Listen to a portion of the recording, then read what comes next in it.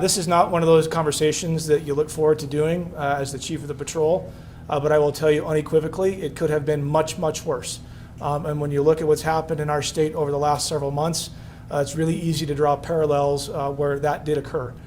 So by the grace of God, today I'm standing here talking about patrol cars being hit and not people losing their lives on Saturday morning. And it's unequivocally, it's sheer luck. And I'll explain that to you with a little bit more detail here in a minute. But I want to start with a number. It's really important to me. In 2023, 12 of our patrol cars so far this year have been hit while they're parked on the side of the road or in a lane of traffic with their lights flashing with troopers that drove them there to do their job. 12. That is a precipitous increase from what we experienced last year. In 2022, the whole year we had 8. Here we are in the middle of July and we're already at 12. And there's some really prevailing themes that we see in these things. A quarter of them now were at the hands of somebody using alcohol or drugs or something else to impair their judgment when they were involved in operating a motor vehicle. And excessive speed. A lot of it in bad weather, but all of it boils down to is people that are making really poor decisions in a really dangerous environment.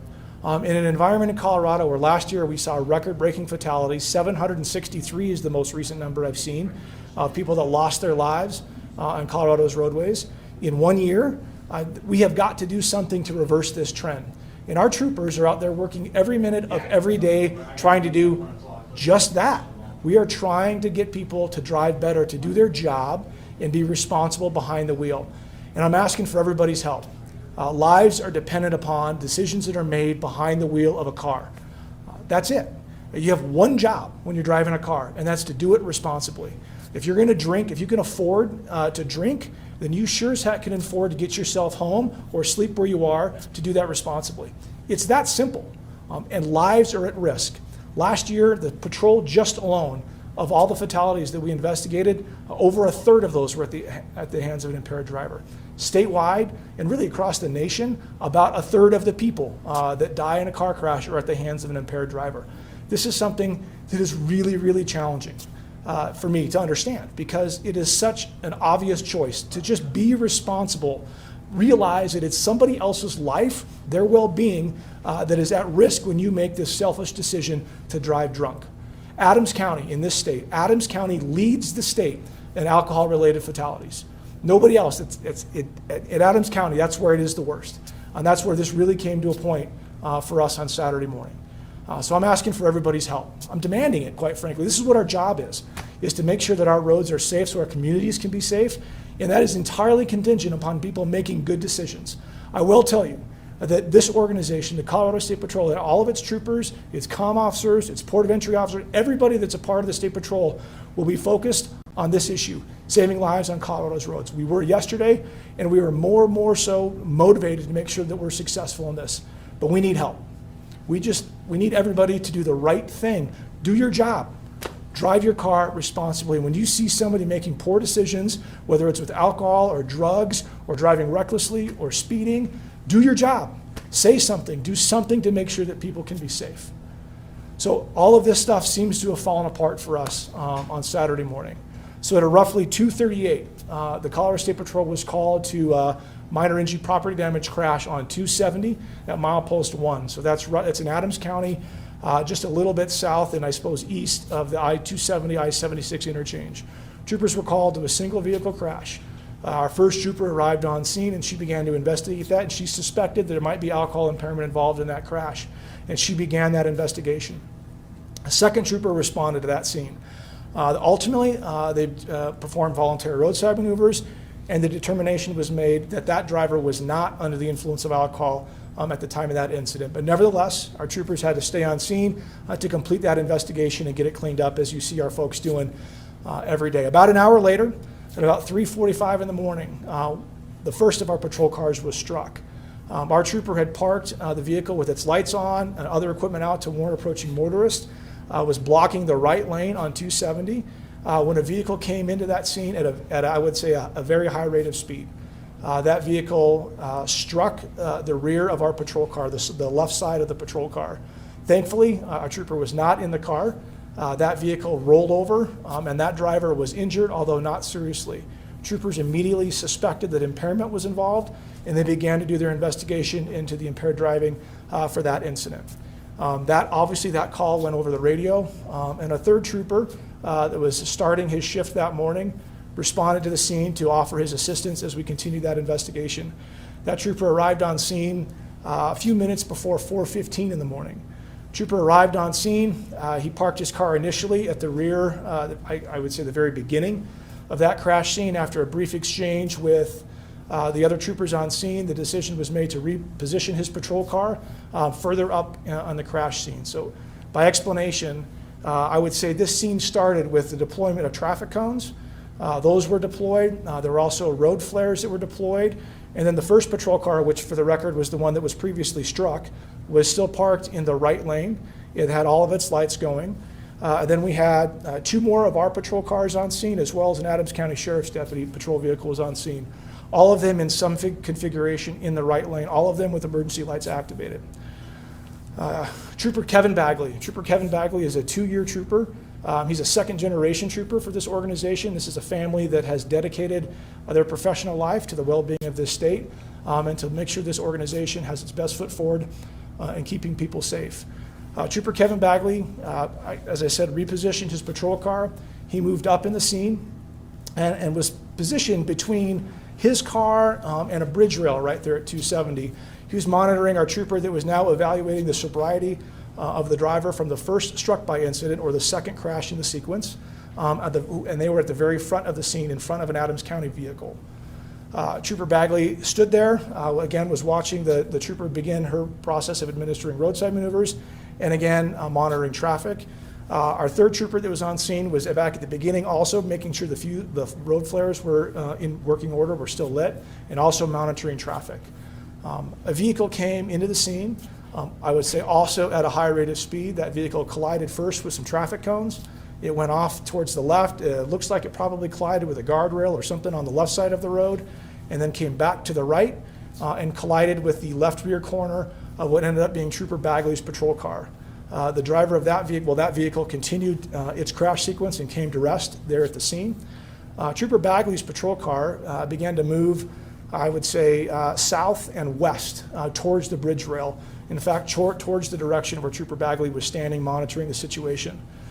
Trooper Bagley began to backpedal as his car was coming at him, obviously without a driver, and he backpedaled up to the bridge rail and essentially fell over that bridge rail and fell to the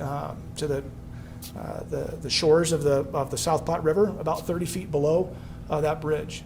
As he landed, troopers immediately started responding to what was going on there at the scene. Our trooper that was administering roadsides first checked on the well-being of the suspected impaired driver from the first struck-by incident.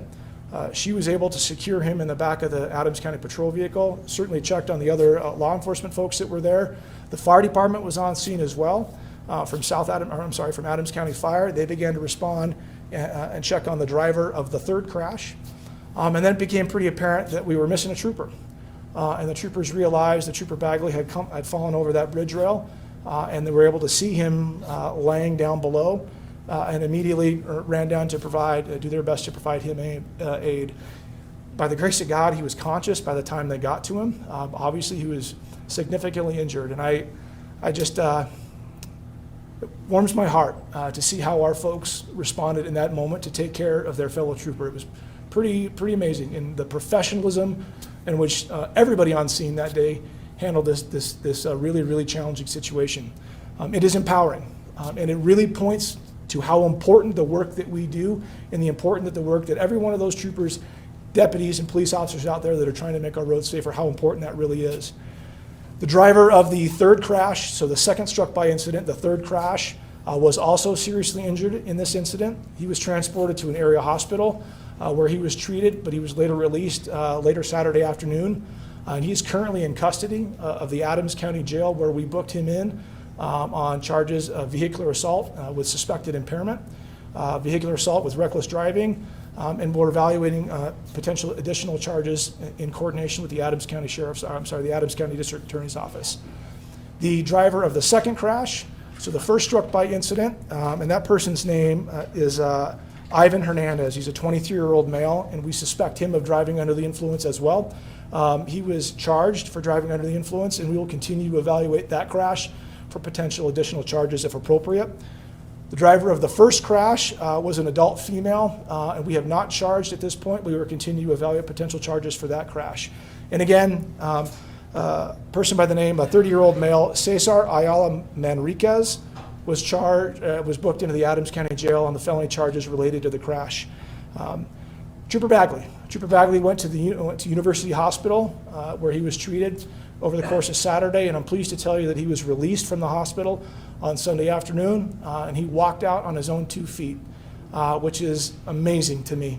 When you see, you go yourself and look at how far he fell and what he fell into. The fact that he walked out surrounded by a whole bunch of his fellow troopers, and he is now resting at home, and probably got a long road ahead of him to get better. But I'll just come back to this. We got lucky, and I'm not willing to rely on luck. So what I need is everybody to lean into this issue. And I'll say it again, just do your job. Do your job and be a responsible driver, and recognize the power that you have, the ability you have to have an influence on somebody else's life when you have control of a car. You can do the right thing and drive sober and drive with care and regard for the sanctity of human life and other folks, or you can do something that's far less palatable. You can drive recklessly, you can drive with excessive speed, you can drive under the influence of alcohol or some other substance, and you put everybody's life in danger. So whether you're doing it for Trooper Bagley, or you're doing it for your neighbor, your mother, the kid down the street, I got hundreds and hundreds of stories where people lost their lives or were seriously injured from the communities all across this state. Almost every day I get an email, I get a notice of somebody that died in a car crash in this state. And I can't find one that I go, there's nothing we could have done on that one. Every single one of them had someone chosen to be responsible, to exercise just a little bit of care and conscience. People's loved ones would still be here. Trooper Bagley would still be out there patrolling and working the roads today, because that was the beginning of his shift. So we're short a trooper, and we need him. So with that, I'll say it one more time. Do the right thing. Help us make sure that this state is as safe as it possibly can be, so the folks can go about their day and enjoy living and visiting Colorado. So with that, we'll hit pause and we'll head over to that conference room and we'll show the video. Before I open up for questions, I just want to talk about, I said it a couple of times, I want people to do their jobs. I want to explain and articulate a little bit how the Colorado State Patrol is going to do our jobs. And so in fact, all of these things were in the works. But I want to highlight them today so you can know what you can expect from your state troopers here moving forward. First off, I'm going to ask all of our troopers to lower their tolerance on crash-causing behaviors, the violations that we know that cause crashes. If you get stopped by a state trooper, you can expect to be cited at a minimum. We have zero tolerance for impaired driving. We will do everything we can to hold folks accountable that make a selfish decision to get behind the wheel of a car or get on a motorcycle or whatever else they might be driving, and choose to drive impaired. In fact, we've just developed a statewide DUI task force team, for lack of a better term. It's a team of dedicated troopers that on a monthly basis, they're going to move around the state to where the data shows that we're having a problem, and they're going to do dedicated surge DUI-related enforcement efforts. In fact, the first one will be up in the northern Colorado, and I anticipate us to be in Adams County, because we clearly have a problem there in the near future. The other thing that we're doing is we're working with all of our partner policing agencies around the state to do coordinated surge enforcement that, again, is data-driven. We're going to go to the places where we know the most crashes are occurring, and we're going to saturate that with strict enforcement efforts to try to help people convince people that they need to make better driving decisions. And this is about one thing for me, and it's about one thing for our troopers. We're trying to make this place a little bit safer. We're trying to save people's lives. And sometimes I'm accused of that sounding a little bit of cliche, but make no mistake that this organization exists for one thing. The Colorado State Patrol is here to save people's lives, and we are going to do everything we possibly can do to be better at that tomorrow than we are today. And we clearly have a lot of work to do, and it will not be for a lack of effort in our success. We are going to push as hard as we can to make this place as safe as we possibly can be. So. With that, I'll go ahead and take any questions that you might have. Colonel, at first, did y'all realize a trooper had gone off, or did it take a moment for the troopers to realize that Trooper Bagley had gone over the edge of the bridge? I think in I would say it took a few seconds. The initial adrenaline rush, I suspect. You can see from the video, the other trooper was running away from that patrol car, so she didn't get hit. And it took a few moments before we realized that we were missing a trooper on scene. Of course, we had to make sure that everybody else was safe as well. Chief, I've heard a message like this from you over and over again. Do you feel like you're shouting into the void? Sometimes, but I tell you what, Steve, I'm not deterred. Like sometimes you got to tell people 1,002 times before they figure it out. And if it takes 10,002 times, I'll be there still. Like my message is undeterred, because what we're talking about is that important. Eventually it's going to be someone you care about. Eventually it's going to be your neighbor, your friend, or something. And so we've all got to lean into this. And unfortunately, I count among the people that are a statistic as my friends, my co-workers, people that I loved and cared about. And nobody should go through that. And I take it as a personal point of responsibility to do everything I can to deter it from occurring again. Will there be any policies that will change in terms of how you handle accident scenes or stop cars? And this one was on a bridge, I saw, but are you going to do anything different to change the statewide policy that would impact how you stop cars and where you stop cars? You know, I appreciate the question. I'm gonna give you a long answer. But something that we work really hard here in the Colorado State Patrol is something called traffic incident management. All of you are well aware of the tragedies that our organization experienced over the course of our entire existence, but really highlighting starting in 2015. And we made a lot of changes in this organization and really invested into something called traffic incident management. And what that is about is creating safe traffic incidents. And I will tell you, we are leaps and bounds in front of where we were 6, 7, 8 years ago. These scenes that we're managing, we are doing so in such a safer manner.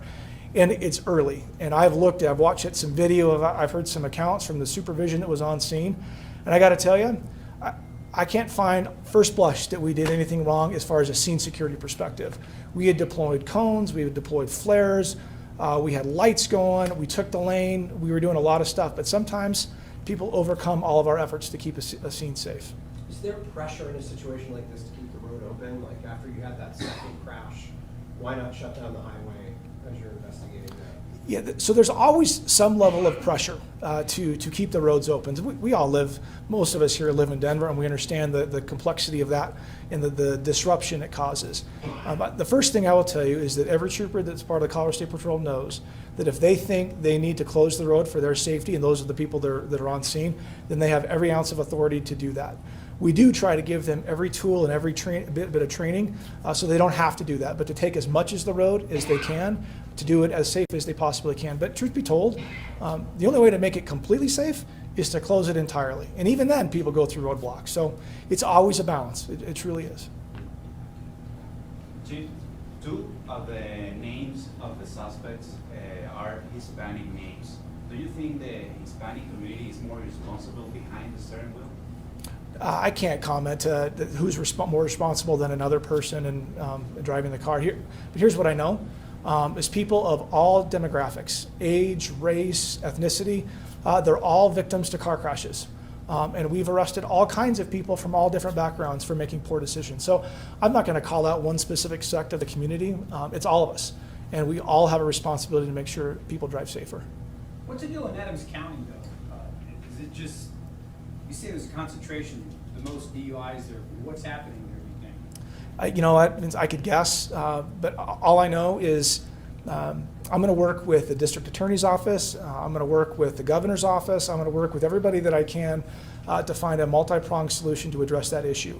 I know what's in the bailiwick of the Colorado State Patrol, and that's to do education and strict enforcement. And so we're going to do that, but I recognize that whether it's in Adams County or in El Paso County and other places where we have a higher incidence than in other places, that we'll do everything we can to provide people an alternative to driving drunk. But I think what's frustrating in Adams County is it's not like we're resource thin there. Uber goes to Adams County, Lyft goes to Adams County, there's taxi cabs in Adams County, and there's a lot of people.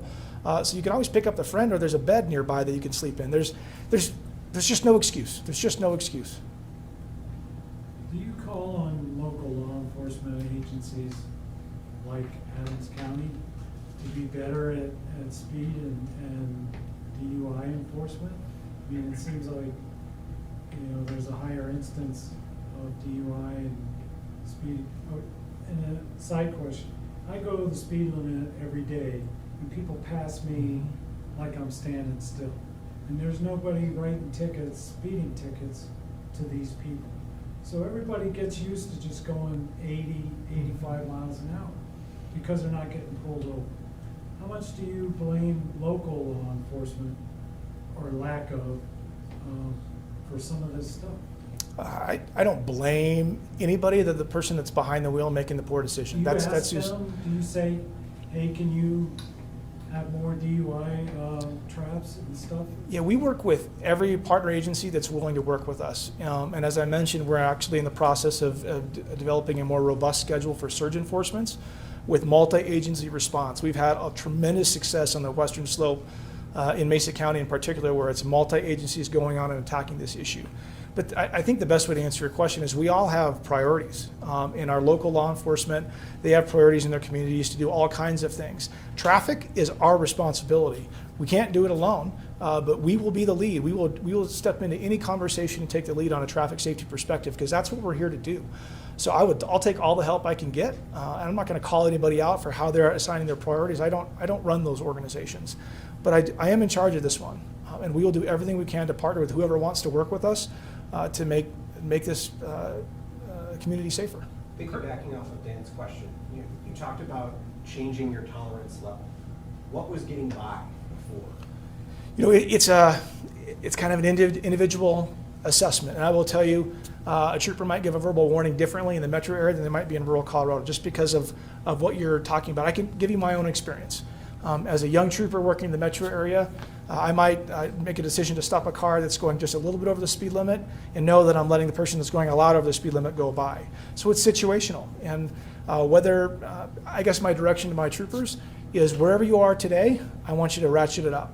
And I want you to be more attentive to those violations that we know are causing crashes. And we've got great data these days. Like, I can tell you that excessive speed is causing crashes. I can tell you that excessive speed is at the heart of most of our struck-by incidents. I can tell you that distracted driving, because we've got the data to prove it. So when we see people weaving, you can see it in our social media, our outreach campaigns. The things that we're talking about are the ones that we know are causing crashes. And so again, to our troopers, it's lives dependent on it. So wherever we are, I think we need to step it up just a little bit more. To your point, we got to be more strict because people aren't getting the message. Oh, go ahead. Can you remark again about your reaction to the team on the ground when the incident happened? You were saying that you were proud of that. Can you talk about that a little bit? Yeah, you know what? There are a few things. I'm a father and I'm a husband, and that fills me with pride. In short of those people, I can't think of anything that I'm more prideful than to be a part of the Colorado State Patrol. And I'm proud of the work that we do. I'm honored to be a part of the work that we do, but that pride is 100% attributable to the people that I get to wear this uniform with, the people that I get to call fellow coworkers in the Colorado State Patrol. And where that pride comes from in so many different facets, but highlighted on Saturday morning at about 4:29 in the morning, is watch how they can respond in incredibly stressful and tragic situations. They're literally looking over the bridge rail at one of their friends, a guy that showed up to help them, and watch them prioritize other people. Like the person that we were investigating for impaired driving for hitting one of our patrol cars. Like, our trooper was worried about his safety and made sure that he was in a place that he could most safely possibly be in that moment. We walked through the person that caused this crash, allegedly, right? And we're worried about his safety. And then I watched these folks hop over guardrails and scale down these embankments to get to their brother. And then you watch how they're calming him, and they're working and trying to do everything they can to get him comfortable. Obviously, he's not. He just fell 30 feet off of a bridge. But they're doing everything they can to take care of him in that moment. They're not losing their head. They're not running around. They're focused. And it's amazing to watch. That's not a normal person response. That is a state trooper response, and I am proud to be associated with it. What were the nature of the trooper's injuries? Serious. I'm not going to. Did he break anything? He had multiple serious injuries, and I won't get more specific than that. Were any body cameras activated? I don't know if in a situation like this, if it would have shown the trooper going over the edge. There's a lot of video that was recorded. Trooper Bagley actually didn't have a body camera on. He Like I said, had started his shift and was actually on his way to the office to go pick up his body camera when this incident And occurred. Colonel, did some of the other troopers have their cameras activated that would have shown the trooper going over, in addition to what we saw today? There's a bunch of video. The only video that we found that actually shows that happen is the one you saw. Okay, thank you. And one other question. I don't know where we are in terms of like DUI roadblocks. I think Dan mentioned something about some sort of enforcement. Are DUI roadblocks even legal in Colorado? Where you can, not roadblocks, but where you check Checkpoints. people coming, Yeah. checkpoints, thank you. Yeah, DUI checkpoints are a thing. And in fact, if you look out behind this building, there's a really big, I'll call it an RV. That's not what it is, but a large vehicle that will be a mobile DUI van for us where we can put an intoxilizer in. And part of our operational plan for that is to do potentially mobile checkpoints and other surge enforcements. There's different strategies. But the checkpoints are great, allow a lot of communication, a lot of press advance, talk about them. So we try to balance those with other surge enforcements and those types of things. Thank you.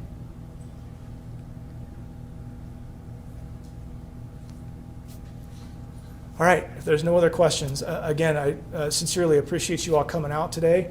And I'll finish with an ask. Today we're talking about this because of the incident that happened on Saturday morning. And I would rather not have to do this again. And I harken back to, we are so lucky. Where he fell was softer than what he could have landed on to the left or to the right of where he fell. We got lucky. And I just don't want to rely on that. And I'm not foolish enough to think that I can solve this problem by myself. I'm not foolish enough to think that the Colorado State Patrol can solve this problem by ourselves. It's going to take all of us. To you all in the media and to the members in the community that have the opportunity to listen to this, tell this story and talk about how important this stuff is. If you have the opportunity to tell somebody what's at risk, when you make this selfish decision to get behind the wheel of a car while you're impaired by something, tell them what's at risk. At least have that conversation. Studies will tell you that it's not the fall down drunk people that cause a lot of these crashes. Those people happen, they cause crashes, but it's this middle of the road, like the lower levels of intoxication where people's judgment is impaired. They can make this him and ha decision. I think I'm going to drive today. No, our law says you cannot drive a car when you're impaired to the slightest degree, and that's for a reason. That's because when you're impaired to the slightest degree, you are taking other people's lives in your hands. And you don't want to do that. Trust me. So please keep telling the story to folks so we can make Colorado safer. Did you release the Appreciate blood alcohol content on the 2 persons who have been arrested? We don't have it yet. We're still pending toxicology. All right, thank you all. Thank you, Colonel.